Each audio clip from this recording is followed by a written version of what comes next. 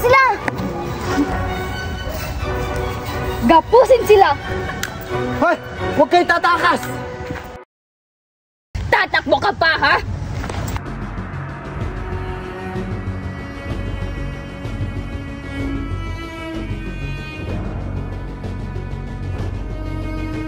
Huwag ka nang tatakas pa!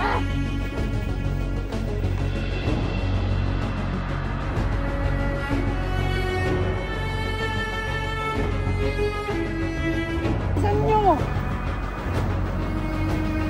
Bilisan nyo dyan, ha? Hindi ko na kaya. O aming Diyos, tulungan niyo kami.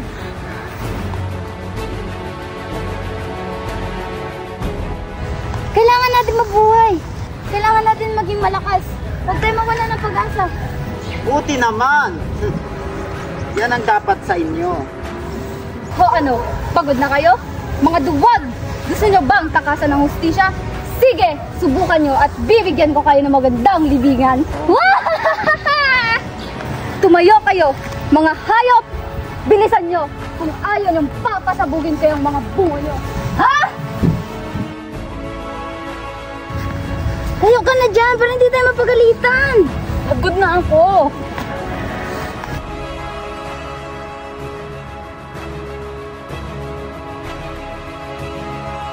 Ma'am, pwede pa ba ako umihi? Naiihi na ako.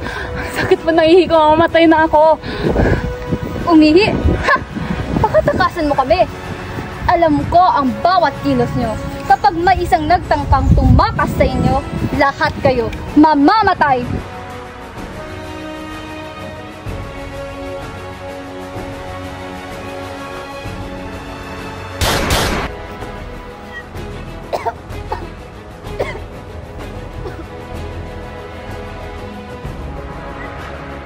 Sino yan?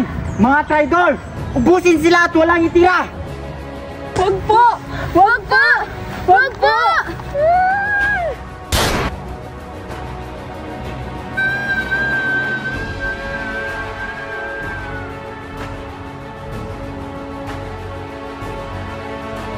Gumising ka! Gumising ka! Anong gising?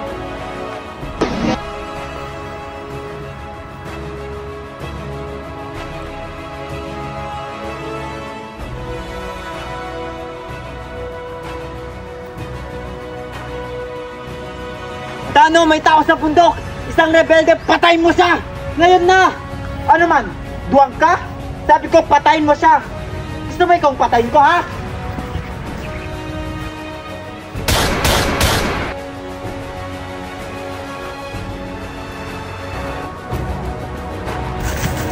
Ama! Ama! Hindi ito maaari! Ama! Ama! Ama! Ama! Ama! Hindi ito maaari! Ama! O kaya ang lamunin ng takot ang puso, pag-asa at tapang dahil ito ang tunay na kalasag laban sa kasawian. Bawat luha ng magsasaka ay may sigaw na katarungan. Ang pamilya at bayan ang lakas na hindi matitinag. Ang kasawian ay dumadating, pero ang pag-asa at tapang ay kailanmang hindi mapapatay.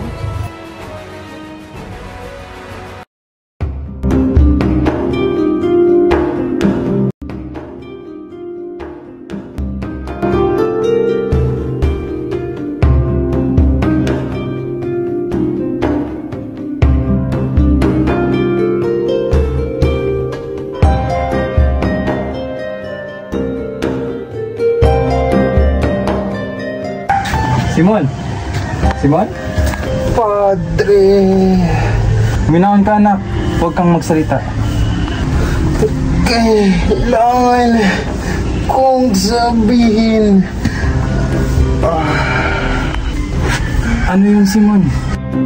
Ako si Ibarra! Crisostomo Ibarra! Ibarra? Imposible! Ako nga, bumalik ako para maghiganti, para baguhin ang Pilipinas sa pamamagitan ng apoy at dugo. Nagkamali ako. Akala ko sa pamamagitan ng karahasan, makakamit natin ang kalayaan. Pero, huli na!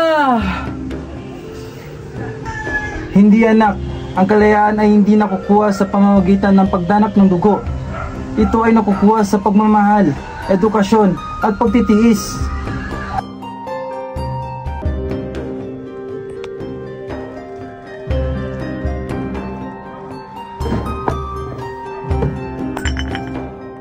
Simon? Ano to? Simon! Simon! Gumising ka, Simon! Simon! Gumising ka!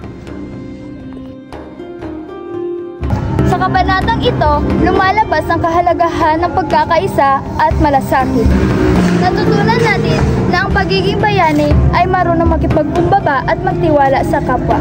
Kapag may pagsubok, dapat hindi sumusuko dahil sa bawat hakbang ay may dalang pag-asa.